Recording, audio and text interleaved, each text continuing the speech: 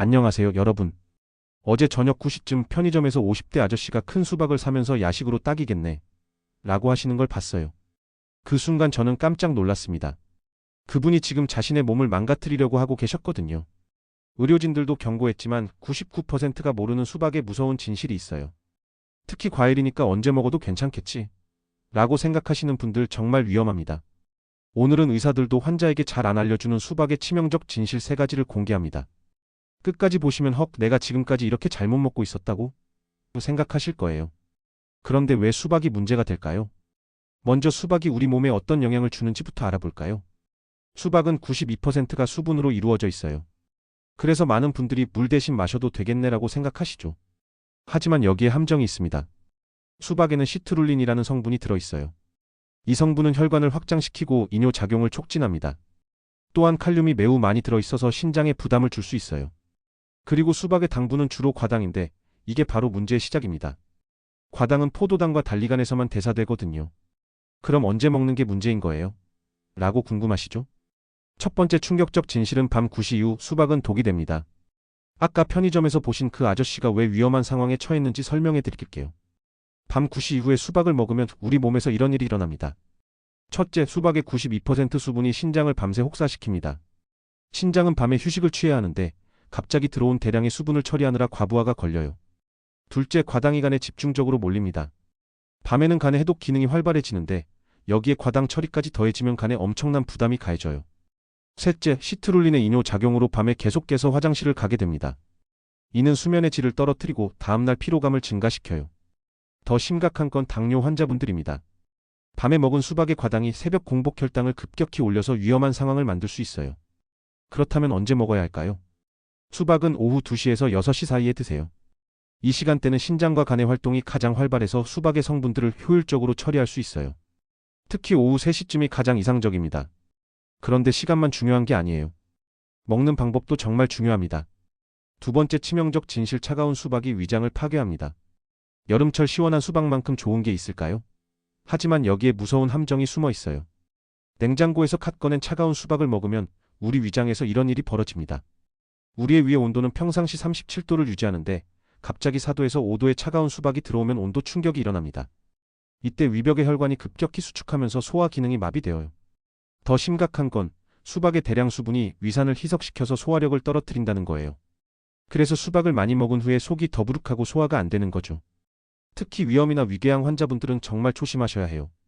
차가운 수박이 염증 부위를 자극해서 심한 복통을 유발할 수 있거든요. 그럼 어떻게 먹어야 할까요?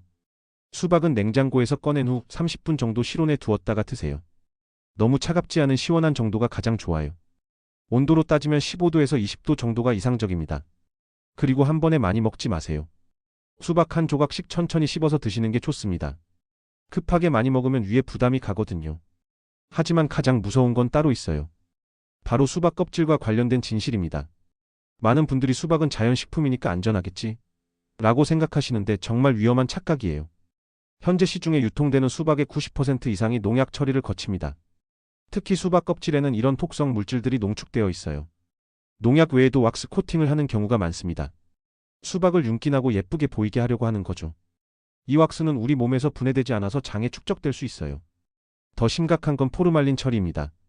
수박의 보존 기간을 늘리기 위해 사용하는데 이는 세계보건기구에서 1급 발암 물질로 지정한 성분이에요. 그럼 어떻게 해야 하나요? 첫 번째, 수박을 먹기 전에 반드시 깨끗하게 씻으세요. 베이킹소다를 푼 물에 5분 정도 담갔다가 흐르는 물에 문질러 씻으면 농약 잔류물의 80% 이상을 제거할 수 있어요. 두 번째, 껍질 근처 1cm 정도는 과감하게 버리세요. 아무리 아까워도 건강이 더 중요하거든요. 세 번째, 믿을 만한 곳에서 구매하세요. 가능하면 친환경 인증을 받은 수박을 선택하시는 게 좋습니다. 그런데 이렇게 위험한 얘기만 했지만 수박에는 정말 좋은 성분들도 많이 들어있어요. 그럼 수박을 안전하게 먹으면 어떤 좋은 점이 있을까요? 라이코펜이라는 성분이 토마토보다 1.5배나 많이 들어있어요.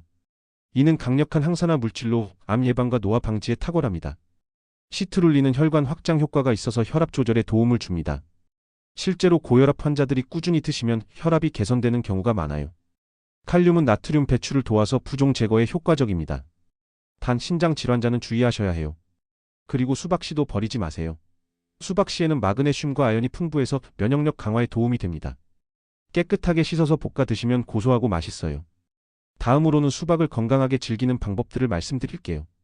첫째, 수박 주스를 만들 때는 물을 1대1로 희석해서 드세요. 농축된 과당의 부담을 줄일 수 있어요. 둘째, 수박과 함께 소금을 조금 뿌려 드세요. 칼륨과 나트륨의 균형을 맞춰줘서 부종 예방에 더욱 효과적입니다. 셋째, 운동 후에 드시면 최고예요. 땀으로 손실된 수분과 전해질을 빠르게 보충할 수 있거든요. 넷째, 수박 껍질 흰 부분도 활용해 보세요. 이 부분에는 시트룰린이 가장 많이 들어있어서 볶음이나 절임으로 드시면 좋습니다. 다음으로는 주의사항을 말씀드릴게요. 당뇨 환자분들은 하루 100g 이하로 제한하세요. 수박의 과당이 혈당을 빠르게 올릴 수 있어요.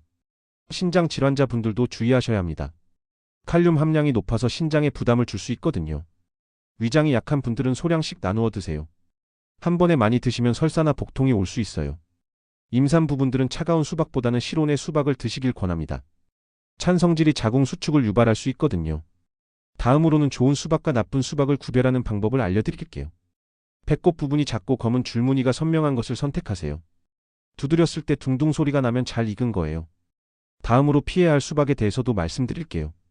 너무 크거나 모양이 일그러진 것, 껍질에 상처가 있는 것은 피하세요.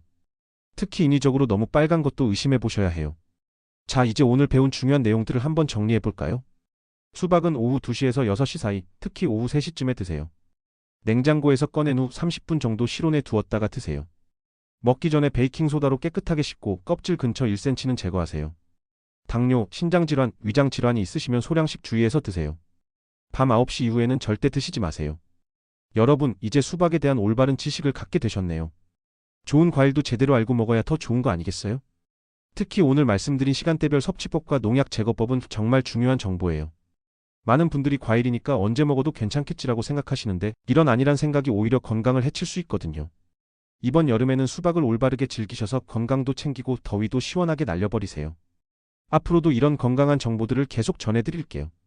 오늘 영상이 도움되셨다면 구독과 좋아요 꾹 눌러주시고요. 댓글로 어떤 여름 과일 정보가 궁금하신지 알려주세요. 다음 시간에는 또 어떤 놀라운 과일의 비밀을 풀어드릴지 기대하셔도 좋을 것 같아요. 시원하고 건강한 여름 보내세요. 감사합니다.